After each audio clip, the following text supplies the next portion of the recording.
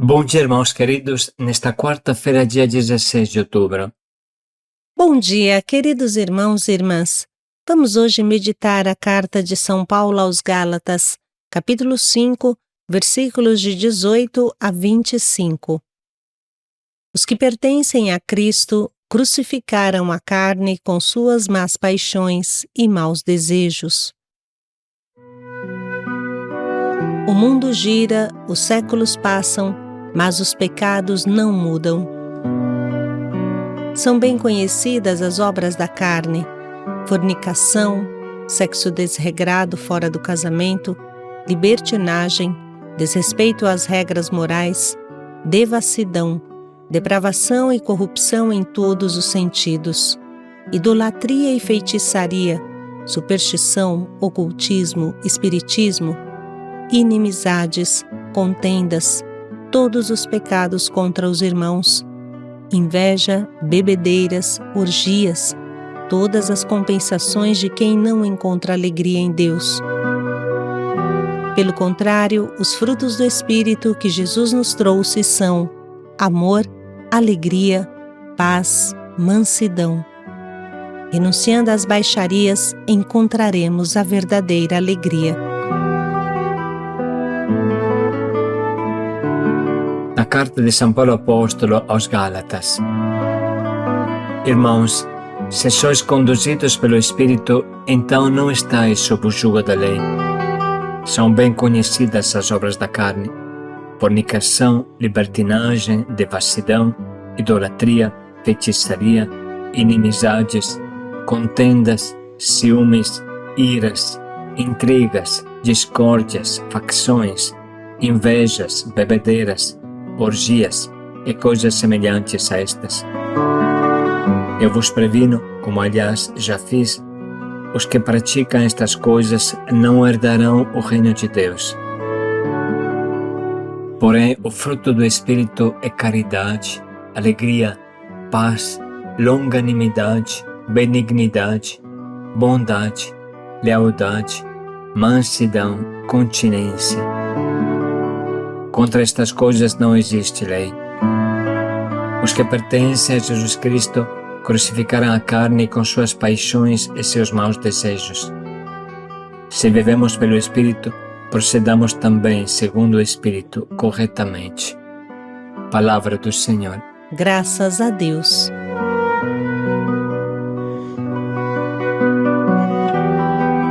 Esse maravilhoso texto de São Paulo é um autêntico programa de vida. Bem sabemos que o diabo não tem fantasia. Ele rouba as coisas bonitas de Deus e as distorce, as instrumentaliza para os seus interesses. Por si mesmo, ele é uma mosca morta, é o rei das moscas mortas. Parece que o antigo nome de Beelzebul significa mesmo Deus das moscas e da peste. Infeliz quem o escolhe como seu Deus. O diabo nada consegue fazer de bom, mas ele costuma roubar as coisas boas de Deus, as estraga e leva os homens a se apaixonarem pela podridão que ele produz. A maravilha do sexo, criado por Deus, primeira imagem de Deus, se torna, na mão do diabo, depravação, fornicação, ou seja, sexo livre e desregrado, fora do casamento, sem compromisso. A liberdade se torna libertinagem, que é uma corrupção da liberdade, um desrespeito de todas as regras morais, uma loucura, uma liberdade louca. A alegria se torna farra, gargalhada, prazer louco e doentio, tudo vivido com devassidão, ou seja, depravação e corrupção em todos os sentidos. Deus é trocado pelos ídolos, e isso se torna idolatria, feitiçaria, superstições, que são uma adoração dos vícios, uma substituição de Deus com os ídolos, que só leva à morte. Onde não há amor, logo nasce inimizade, contenda, ciúmes, intrigas, discórdias, invejas, facções. É claro que faltando amor não se consegue fazer nada, a não ser se impor com a violência. Enfim, bebedeiras, orgias e coisas semelhantes, que são a última válvula de escape para quem não recebe a graça de Deus e não tem força para viver. Qualquer pessoa que olhe com lucidez, com calma, com objetividade esse quadro, se dá conta que uma sociedade fundada sobre essa loucura e essa violência não pode funcionar. Só produz doenças, crimes e homicídios. Se nós perguntássemos a uma pessoa qualquer se prefere viver dentro de uma casa onde há intrigas, discórdias, iras, ciúmes, ou numa casa onde há caridade, alegria e paz, bem sabemos o que responderia: ninguém gosta de viver no inferno. Portanto, se todos escolhem os frutos do Espírito, por que no mundo existe tanta podridão, tanta devassidão? A resposta é simples, porque o diabo, com sua propaganda enganosa, convence a maioria de nós que o mal leva à alegria. Uma vez que a pessoa fica acorrentada pelos vícios, é muito difícil sair. A segunda coisa que atrapalha bastante a caminhada com Deus é a dificuldade de sair de um costume errado, sair do vício. O vício impregnou o sangue e o cérebro e é dura esta desintoxicação. Vamos tentar explicar bem, porque esse é um ponto fundamental, sobretudo para nós, Missão Belém. Não basta a primeira conversão. Ela é uma luz extraordinária que aponta o caminho, isso sim, mas não basta isso. A primeira conversão é como a estrela que os magos viram no Oriente, que os levou até Belém. Esta estrela iniciou a apontar o caminho, mas não nos doou um avião. A estrela brilha lá no alto, mas aqui embaixo para você fica só a fadiga da caminhada. Em cima de um camelo, por centenas de quilômetros, atravessando desertos e perigos, seguindo a estrela, estes magos vão, e nós também. Esta é a conversão do dia a dia.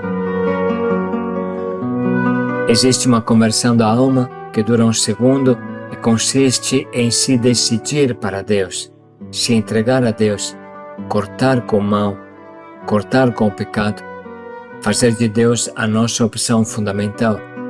Esta é a estrela da nossa vida, mas depois fica a dura realidade. De São Paulo, os que pertencem a Cristo crucificaram a carne com suas paixões e seus desejos.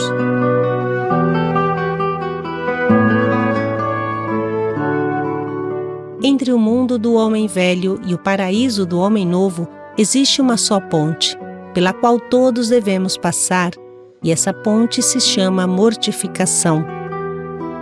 Existe uma luta crucificante, um esforço crucificante para fazer a carne se converter. Ela também deve entrar no céu. É na carne que se vê acontecer a verdadeira conversão. A conversão da alma não basta. A primeira opção fundamental não basta. Precisa que se converta a nossa carne. A tua alma convertida não vai para o céu sem a tua carne. Será a sua carne que te leva para o céu ou para o inferno. Usamos essa linguagem humana para que todos entendam que não bastam os desejos beatos para ir para o céu. O inferno está azulejado de pias intenções. O que conta é a encarnação da vida nova, não o pensamento da vida nova. O Filho de Deus se fez carne, não ideia. Portanto, ou a fé se torna carne em nós, ou então é uma pura ilusão diabólica. São as tuas obras que revelam a fé, porque a fé sem obras é morta e sepultada.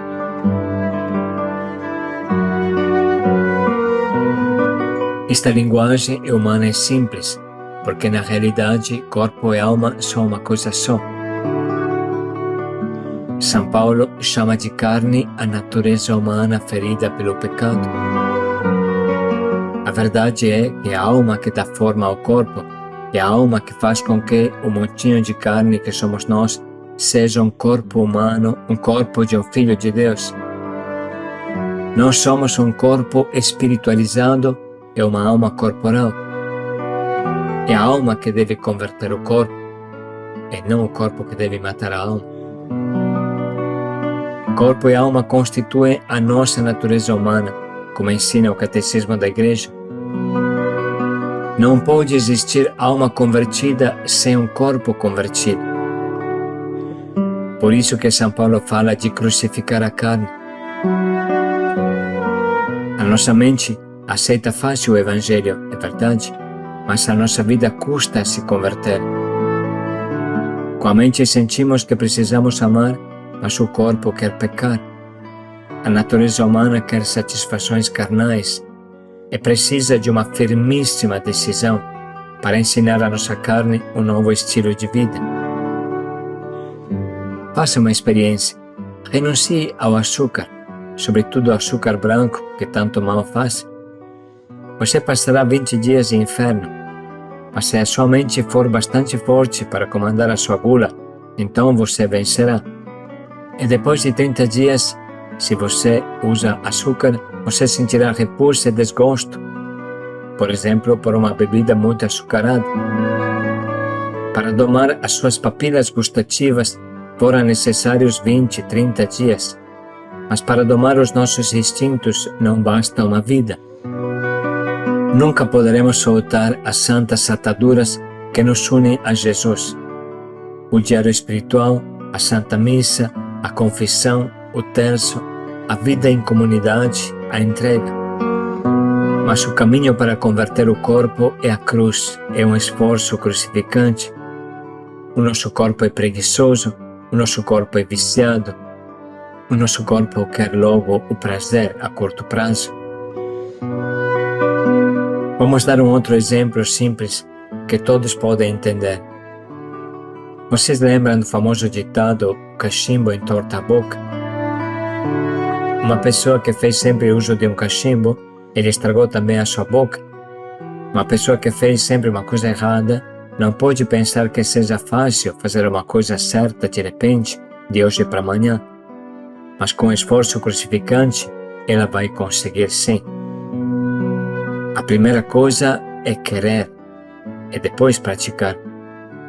Se eu não quero firmemente, se eu não estou convencido do que estou fazendo, se não coloco na cabeça que o caminho de Deus é o único que me salva, eu vou cair na primeira tentação.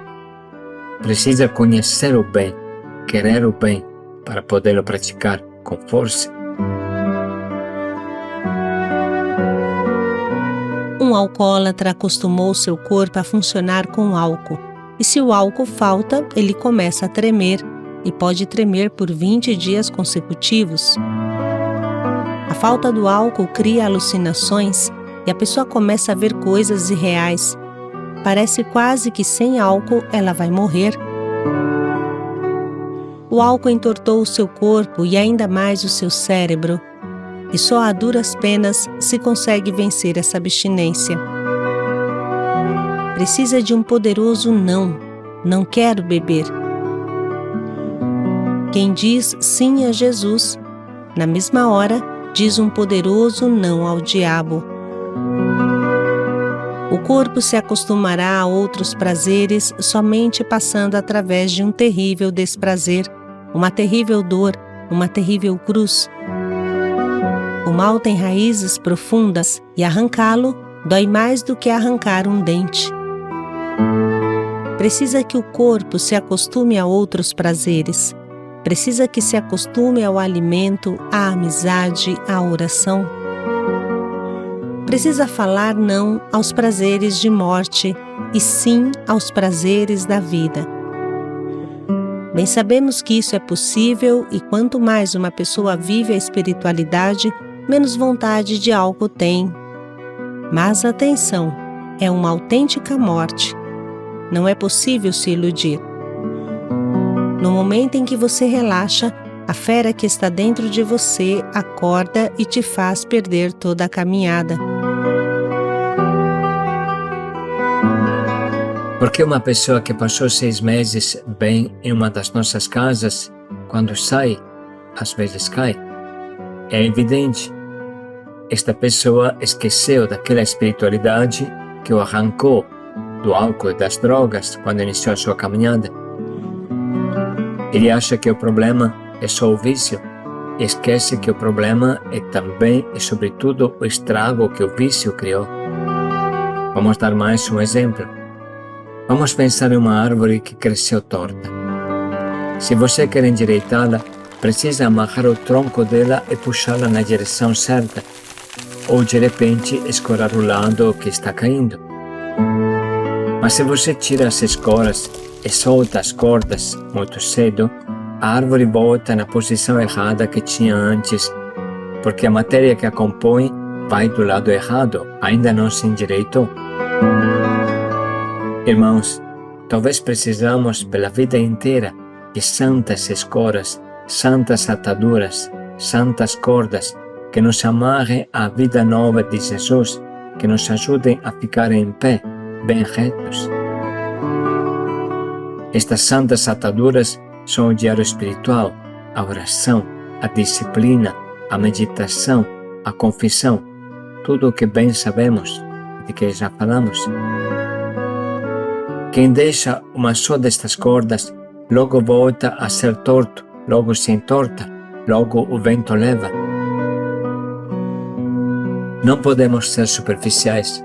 Precisamos nos perguntar: por que a minha árvore, ou melhor, a árvore que sou eu, ficou torta? O que levou ela a ser torta, a crescer torta? Se você reflete bem, você irá ver que as causas que te entortaram na vida provavelmente ainda estão aí. Pode ser a carência de pai ou a carência de mãe. Mesmo depois da conversão, quem muda é você e não o teu pai e a tua mãe. Portanto, as influências negativas, os ventos negativos que te entortaram na vida ainda estão soprando. E é por isso que precisa de uma boa corda que te amarre a Jesus pela vida inteira. Se uma pessoa é carente, porque não recebeu o suficiente afeto, sempre terá a tentação de preencher este buraco interior com algo que não é Deus. Preencher a tristeza interior que a carência lhe procura com a bebida, com as drogas, com o sexo desregrado, com o dinheiro desonesto.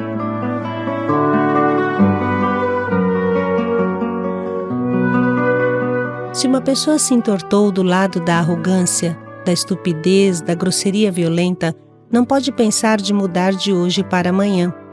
Ela precisa da santa corda dos sacramentos, da oração, da reflexão, da formação, a vida em comunidade, sem desdenhar da corda da psicologia e das ciências humanas.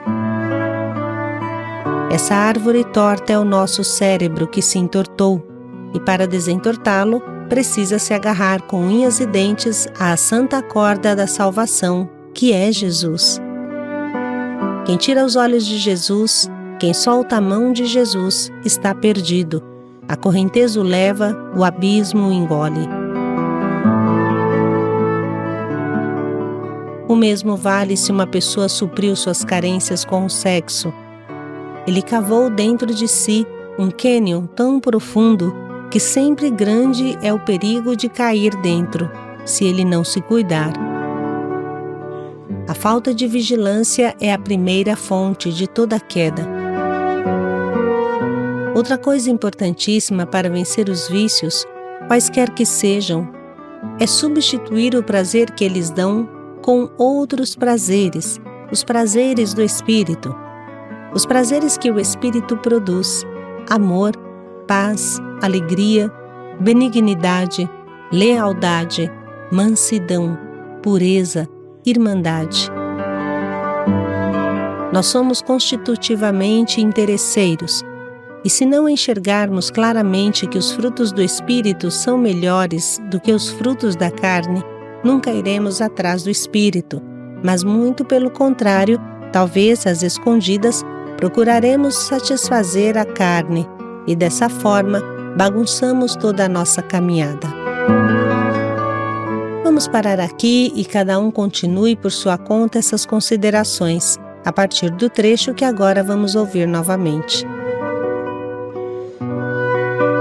Irmãos, se sois conduzidos pelo Espírito, então não estáis sob o jugo da lei. São bem conhecidas as obras da carne: fornicação, libertinagem, devassidão, idolatria, feitiçaria, inimizades, contendas, ciúmes, iras, intrigas, discórdias, facções, invejas, bebedeiras, orgias e coisas semelhantes a estas. Eu vos previno, como aliás já fiz, os que praticam estas coisas não herdarão o reino de Deus. Porém, o fruto do Espírito é caridade, alegria, paz, longanimidade, benignidade, bondade, lealdade, mansidão, continência. Contra estas coisas não existe lei. Os que pertencem a Jesus Cristo crucificaram a carne com suas paixões e seus maus desejos.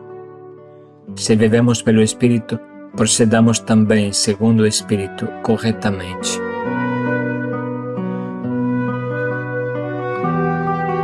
Vamos agora sublinhar e anotar as frases que mais atingem a nossa alma.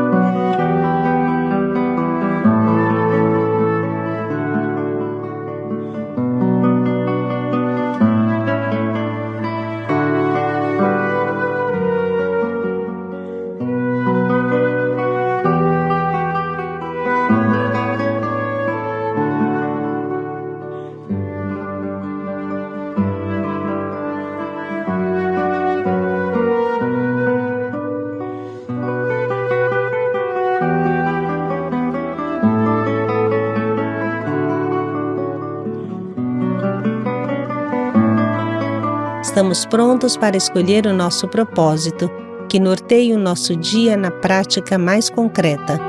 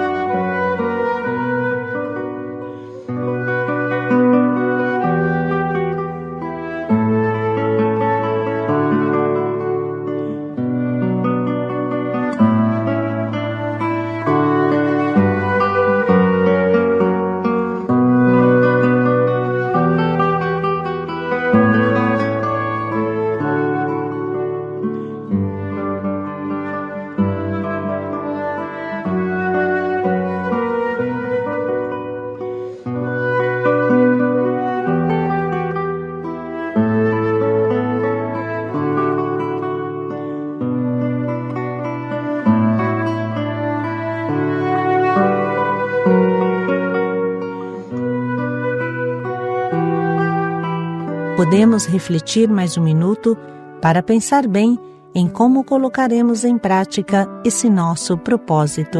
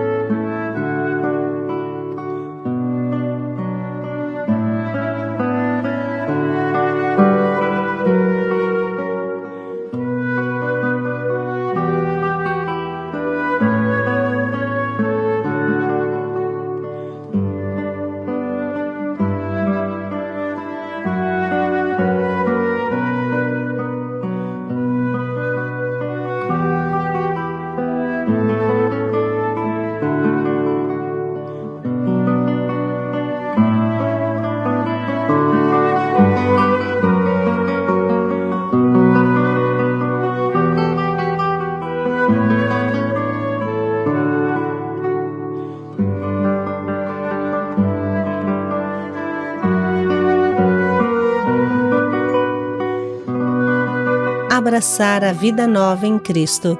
Paz e alegria a todos. Dar frutos no Espírito. Paz e alegria a todos.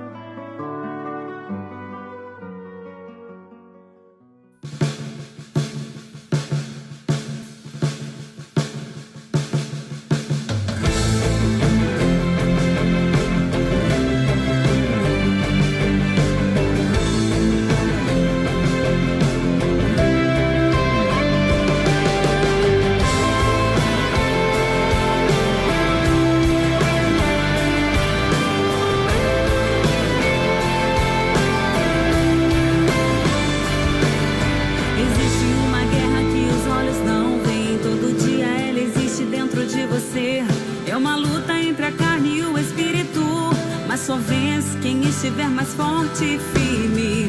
Tudo eu posso, mas em tudo me convém. Minhas escolhas hoje me definem bem. Posso alimentar a carne se escolher com a visão, e o espírito se escolher com o coração. O coração contrito que ora e vigia, o coração guardado por Deus noite e dia, que não deixa brechas para o invasor. Escolheu ouvir a voz do teu Senhor, o coração selado por Deus, que sonha os sonhos de Deus, e adora pra esperar, e espera pra não pecar. Escolho te adorar, escolho te ouvir, escolho ser guiado por ti, escolho a santidade, te obedecer, te escolho meu Senhor, escolho viver, escolho te adorar, escolho te ouvir, escolho ser guiado por ti, escolho a santidade, te obedecer, te escolho meu Senhor, escolho viver.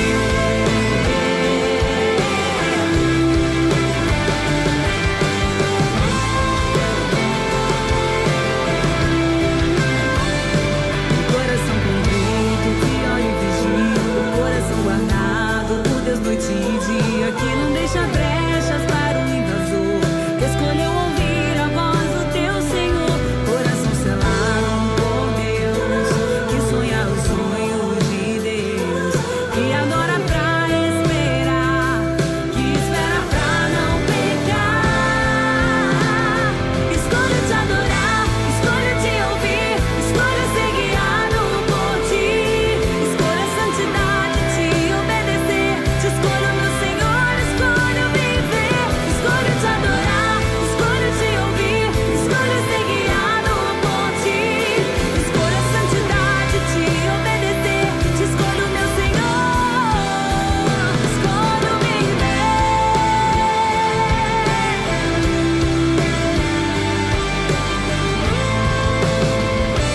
Escolho ser santo, escolho ser santo, escolho ser